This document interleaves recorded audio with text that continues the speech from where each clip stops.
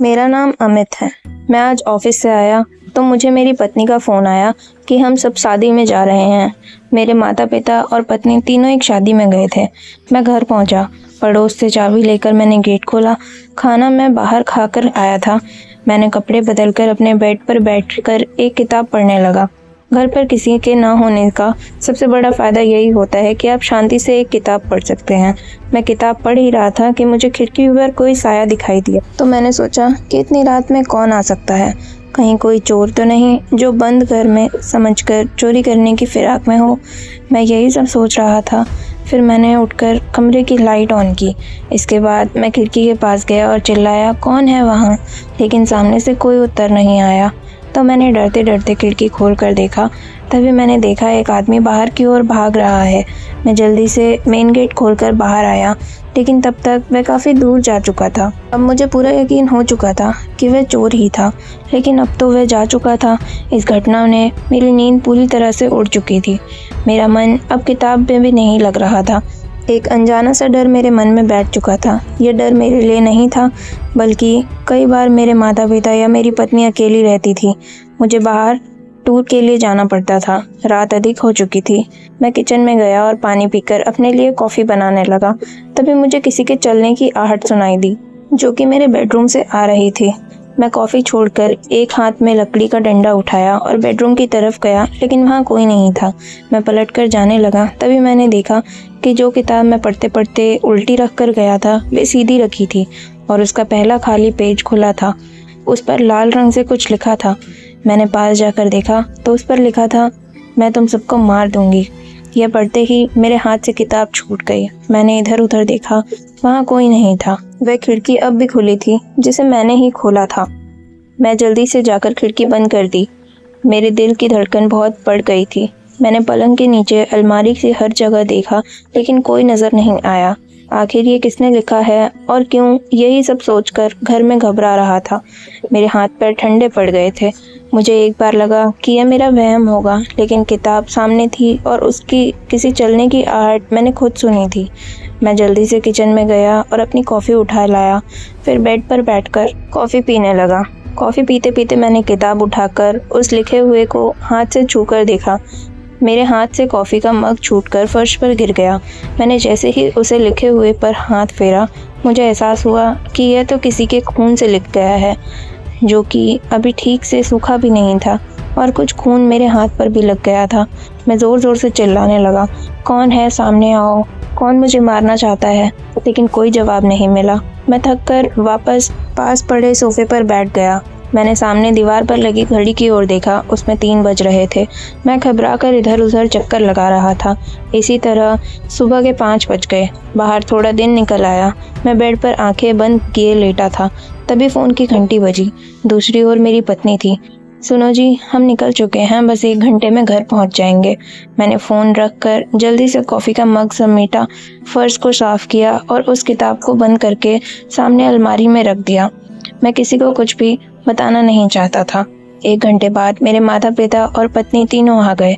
सभी बाहर सोफे पर बैठकर बातें करने लगे, जैसे शादी में क्या क्या हुआ, कौन कौन आया था।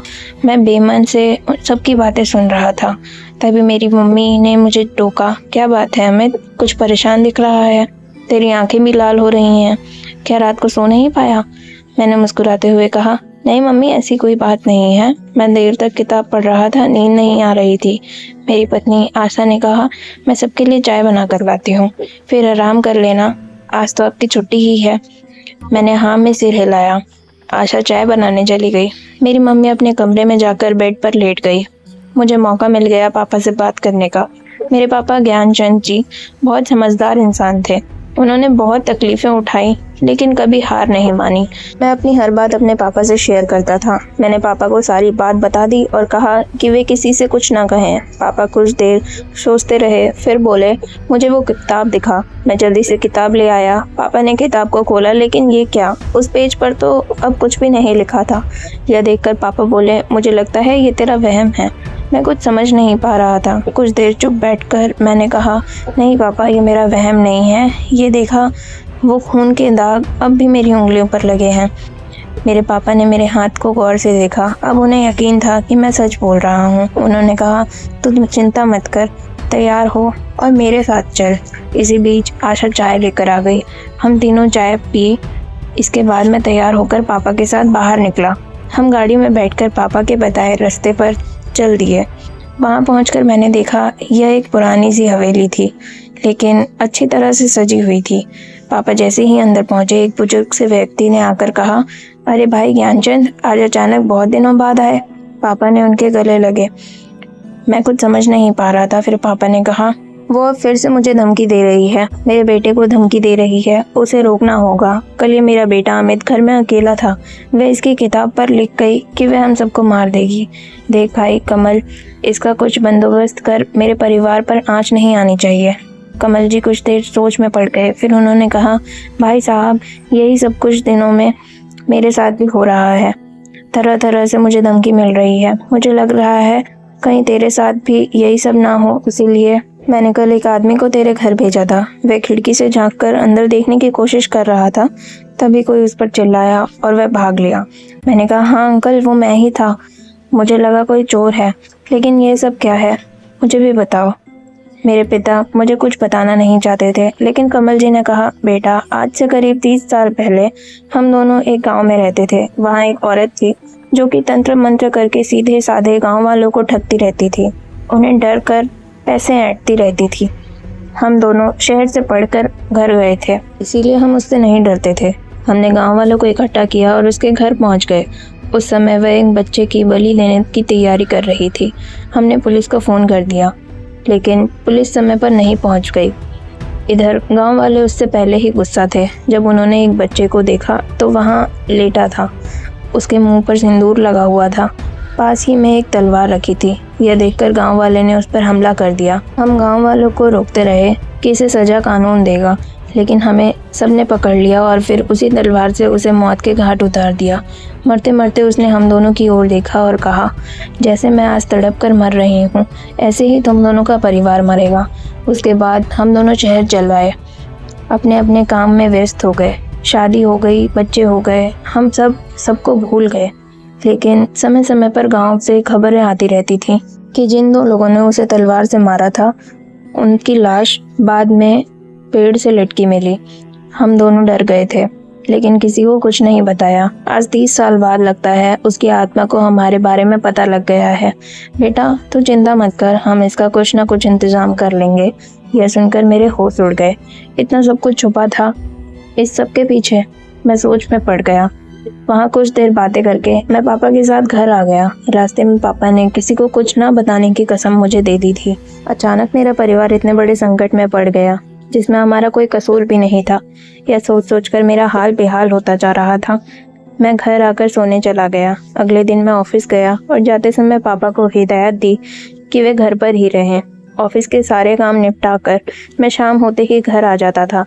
रात को जगता रहता था। मुझे अब घर के हर कोने से डर लगता था। चिंता अपनी नहीं, लेकिन माता पिता और पत्नी को लेकर मैं बहुत डर गया था। 2 दिन बाद पापा ने कहा, बेटा चिंता मत कर, हमने एक तांत्रिक मिला है, हम सबको उसके साथ गांव जाना है। वहीं वह पूजा करके उनकी आत्मा को मुक्ति दिलाएगा। मैंने कहा, पापा कब चलना है? पापा ने कहा, बेटा 2 दिन बाद अमावस्या है, उसी दिन चलेंगे। कमल जी का परिवार भी चलेगा। वह तांत्रिक पूजा करके सबको एक काला धागा देगा, जिसे गले में पहनकर कोई डर नहीं रहेगा। फिर वह आत्मा की मुक्ति के लिए यज्ञ करेगा। तय समय पर हम सब गांव पहुंच गए। वहां हमारे पुराने घर में तांत्रिक ने पूजा करना शुरू कर दी। पूजा करने के बाद ने काला धागा सबको दिया। सबने उसे पहन लिया। मेरी मम्मी और आशा कुछ समझ नहीं पा रहे थे। उन्हें बस इतना पता था कि गृह शांति की पूजा है। उसके बाद तांत्रिक ने सभी घर वालों को वहाँ से जाने के लिए कहा। केवल मैं, मेरे पापा और कमल जी वहाँ रह गए थे। अब तांत्रिक ने हवन शुरू किया। मंत्रों को उच्चारण कर वह आहुति दे रहा था। तभी कुछ ऐसा हुआ जिसे देखकर मेरे होश उड़ गए। कमल जी के अंदर वह आत्मा आ गई। वे उधर उधर हाथ पैर मारने लगे। तांत्रिक ने एक दो आहुति दी और वे बेहोश होकर एक और लुढ़क गए। कुछ देर और हवन करने के बाद तांत्रिक बोला, जाओ सब चिंता छोड़ दो, उसे मुक्ति मिल गई, अब वो कुछ नहीं करेगी। यह सुनकर हमारी जान में जान आई। मैंने पानी के छींटे मारे तो कमल जी को होश आ गया। वे काफ़ी कमज़ोर महसूस कर रहे थे। सब काम निपटा कर हम घर आ गए, लेकिन अब भी हमें 1 महीने तक वह काला धागा अपने गले में पहनना था। कुछ दिन सब ठीक चलता। एक दिन मैं ऑफिस से घर आया, गाड़ी घर के नीचे खड़ी कर रहा था, तभी एक आदमी मेरे पास आया और बोला, तुम्हें लगता है तुम बच जाओगे? नहीं, वह तुम सबको नहीं छोड़ेगी, वह यहीं है, कहीं नहीं गई है। मेरा हाल देखो। वह आदमी बहुत डरावना था, उसका चेहरा बहुत भयानक था, फटे हुए कपड़े, मुझे लगा शायद कोई पागल है, लेकिन वो मुझे देखकर हंस रहा था। कुछ देर बाद बोला, मुझे सब पता है।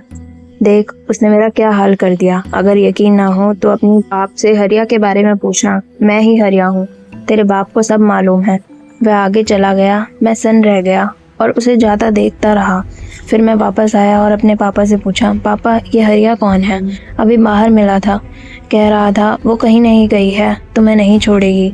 पापा यह सुनकर घबरा गए और बोले, अगर वह कह रहा है तो सच ही है, लगता है वह हमें धोखा दे गई। मुझे कुछ समझ नहीं आ रहा था, न इसका कोई समाधान मिल रहा था। अब न जाने हमारे परिवार के साथ आगे क्या होगा।